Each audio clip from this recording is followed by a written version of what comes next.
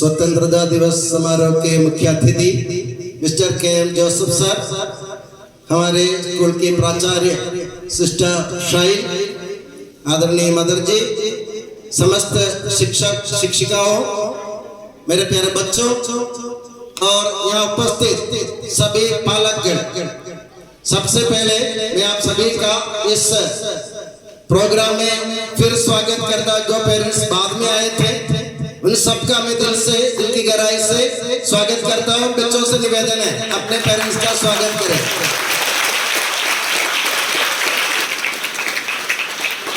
और आप लोगों ने कुछ क्षण पहले, कुछ देर पहले आपने इतना बहुत बढ़िया भाषण सुना अपने देश के बारे में, स्वतंत्रता दिवस के बारे में। अपने के.एम. जोसेफ सर ने हमें अच्छी तरह समझाया। सर दिल खोलकर हमसे बात कर रहे थे। भाषण देना अच्छा लगता है, सुनना भी अच्छा लगता है। जब उसको जीवन में उतारा जाता है तब जाके भाषण हमारे काम का हो जाता है या फिर हमारे देश का काम आता है। तो मैं जोसेफ सर से या जोसेफ सर को ये आश्वासन देता हूँ कि आपके भाषण में जो बातें कही गई उसके अनुसार हम अपने नवज्योति परिवार के बच्चे और हम जीवन बिताने का प्रयास करेंगे। एक बार फिर तालियों की गड़गड़ाहट से सर को आश्वासन दे कि हम लोग उसको अपने जीवन में उतारने के लिए तैयार हैं।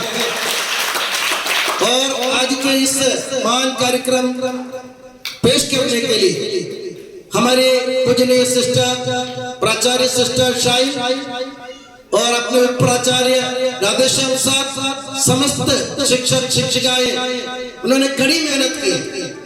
उनकी मेहनत के लिए मैं उनको साधुवाद देता हूं और बच्चों से निवेदन है ताली बजाने में कंजूसी ना करें।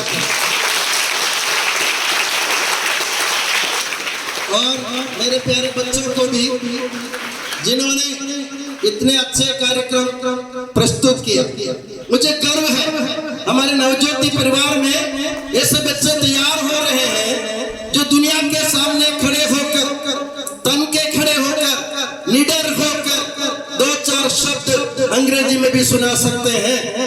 और इनको ऐसे लायक बनाने में हमारे आशिको सर ने अपने 71 साल की उम्र में आशिको सर ने कमर तोड़ प्रयास किया। कमर तोड़ प्रयास मतलब कमर तोड़ प्रयास किया, उनकी कमर में अभी तक दर्द है। तो मेरे प्यारे बच्चों, आप एक बार मेरा निवेदन है आप खड़े हो जाए, सर के सम्मान, सर की तरफ देखें, हाथ जोड़ते हुए सर निवाकर, सर नवाकर, सर झुकाकर सबको धन्यवाद दें। बैठिए, आराम से बैठिए, क्योंकि जोसेफ सर ने एक बात कही थी हमसे। बैठिए, आप बैठिए। आजकल 5G का जमाना आ गया। 5G मतलब 5th जनरेशन, यानी 5वीं पीढ़ी। हम भारतवासी थोड़ा सा पीछे हर काम में, इसलिए हमारे इधर 5G आए। हमारे जापान में आप जाओ, चाइना में जाओ तो 7G तक आ गए। मगर हमको इन सब की जरूरत नहीं, क्योंकि हम हिंदुस्तानी हैं। हम हिंदुस्तानी हैं। मुझे गर्व है कि मैं हिंदुस्तानी हूँ। इसलिए मैं कहता हूँ गुरुजी, पिताजी और माताजी, इन 3G के सारे सहारे और इन 3G के कारण भारत के सभी संतान या भारत के हर बच्चे दूसरे देश पर अपना दावा कर सकते हैं, दूसरों से नजर मिला सकते हैं। चाहे जापान वाले 7G या 10G लाए, चाइना 10G लाए, हमें कोई परवाह नहीं है। हमारे पास 3G है जिसकी कोई तोड़ नहीं है, जिसकी कोई तुलना नहीं है। हमें गर्व है। और आज स्वतंत्रता दिवस मना रहे हैं। मैं आपसे एक छोटा सा सवाल करना चाहता हूँ। छोटा सा सवाल, सर का चॉकलेट इधर रखा हुआ है, मैं भी उसमें से दे सकता हूँ, कोई दिक्कत नहीं। मैं आपसे एक सवाल कर रहा हूँ, हमारे देश का नाम क्या? भारत। ठीक है, भारत हमारे देश का नाम है। मगर इंडिया क्यों कहते हैं? इंडिया का मतलब आप जानते हैं? इंडिया मतलब क्या होता है? इंडिया का मतलब है, उन अक्षरों से आप उसका मतलब निकाल सकते हैं। INDIA, independent nation declared in August. That is India. Independent nation declared in August. अगस्त में स्वतंत्र घोषित किया गया देश। हम कभी गलतफहमी के कारण कहते हैं अंग्रेजी शब्द है, इसका इस्तेमाल नहीं करना चाहिए। मेरे देश को भारत के, हिंदुस्तानी के, इंडिया के, मेरी माँ तो मेरी माँ है, कोई इसका नाम बदल नहीं सकता। मेरे माँ के नाम से मेरा मतलब नहीं, मेरे माँ के नाम से नहीं, मेरे माँ के काम से मेरा मतलब है। तो मेरे प्यारे बंधुओं, भारत देश का नाम भारत है, आपने मान लिया, ठीक है। ये नाम कैसे आया? भारत देश को ये भारत नाम कैसे मिला? अगर कोई इसका जवाब देंगे तो मैं चॉकलेट ही नहीं, अच्छा इनाम दूंगा, आज नहीं तो कल पक्का। भारत देश को भारत नाम कैसे पड़ा? भारत मुनि। किसी के पास अच्छा जवाब नहीं है, सही जवाब नहीं है। हमारे आप लोग किसको मानते हैं? अपने देवता के रूप में किसको मानते हैं? श्री रामचंद्र जी को। राम राम कहते हैं ना, राम राम मतलब क्या है? राम हमारे ईश्वर, और राम जी का छोटा भाई कौन था? भरत। और राम जी को भरत की माता कैकेयी के कारण अपने राज्य का त्याग करना पड़ा था कि नहीं पड़ा था? उनको राजभार त्यागने की जरूरत पड़ी। किस कारण? भरत की मम्मी कैकेयी के कारण। अब भरत राम ने क्या सोचा, राम जी ने क्या सोचा? मेरे पापा की जबान, मेरी पापा की जबान खराब नहीं होनी चाहिए, इसलिए राम जी ने कह दिया मैं अपने राज्य का त्याग कर रहा हूं। तो कैकेयी की इच्छा अनुसार किसको राजा बनाया? भरत को। अब भरत देखो, अपने बड़े भाई ने मेरे लिए राजभार त्याग दिया, छोड़ दिया। तो भरत ने सोचा मेरे भाई ने, श्री रामचंद्र जी ने जो मेरे लिए बलिदान दिया, अपने श्याम त्याग दिया, अपने मान त्याग दिया, तो मैं कैसे उनके सिंहासन पर बैठूंगा? उनके कुर्सी पर मैं कैसे बैठूंगा? मेरी हिम्मत नहीं है, क्योंकि मेरे बड़े भाई की कुर्सी है। इसलिए भरत ने क्या किया? भरत ने श्री रामचंद्र जी के जूते कुर्सी पर रखकर 14 साल तक शासन किया अयोध्या का।